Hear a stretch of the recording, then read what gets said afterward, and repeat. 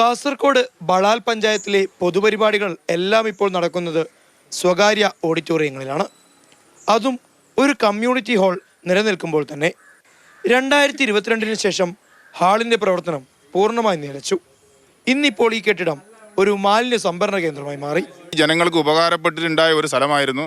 കല്യാണമായാലും അതുപോലെ ചെറിയ ചെറിയ പരിപാടികളായി കഴിഞ്ഞാലും ഇതിൽ വളരെ ജനങ്ങൾക്ക് ഉപകാരപ്പെട്ട രീതിയിൽ നമുക്ക് നടത്തിക്കൊണ്ടുപോകാൻ പറ്റിയ ഒരു കമ്മ്യൂണിറ്റി ഹാളായിരുന്നു ബളാലിലേത്. ആ ബളാലിനെയാണ് ഇന്ന് മലിനമാസമാക്കിക്കൊണ്ട്, മലിനത്തിൻ്റെ കൂമ്പാരമാക്കിക്കൊണ്ട് ഈ ഭരണസമിതി മുമ്പോട്ട് പോകുന്നത്.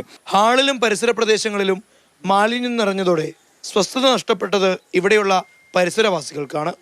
മാലിന്യത്തിൻ്റെ ഗന്ധവും കൊതുക് ശല്യവും മൂലം അവരാകെ പൊറുതിമുട്ടി.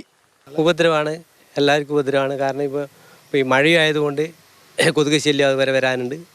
പിന്നെ ഇവിടെ ഒരു പരിപാടി നടക്കുന്നില്ല, ഒരു ഉറങ്ങിയ ടൗൺ പോലെയായിപ്പോയി. ഹാൾ അടച്ചു പൂട്ടിയതോടെ ഈ പരിസരം ആകെ വിജനമായി. ഇരുട്ട് വീണാൽ പരിസരത്ത് സാമൂഹ്യ വിരുദ്ധരുടെ സാന്നിധ്യവുമുണ്ട്.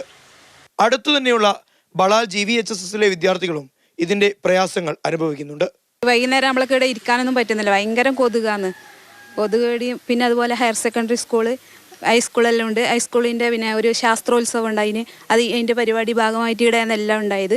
കെട്ടിടത്തിന് ബലക്ഷയമുണ്ടായതിനാലാണ് ഹാൾ അടച്ചു പൂട്ടിയതെന്നതാണ് പഞ്ചായത്ത് അധികൃതർ ഇതിന് നൽകുന്ന വിശദീകരണം. അങ്ങനെയെങ്കിൽ പഴയ കെട്ടിടം പൊളിച്ചുമാറ്റി അവിടെ പുതിയ കമ്മ്യൂണിറ്റി ഹാൾ നിർമ്മിക്കണമെന്നതാണ് നാട്ടുകാരുടെ ആവശ്യം. മാതൃഭൂമി ന്യൂസ്, കാസർഗോഡ്.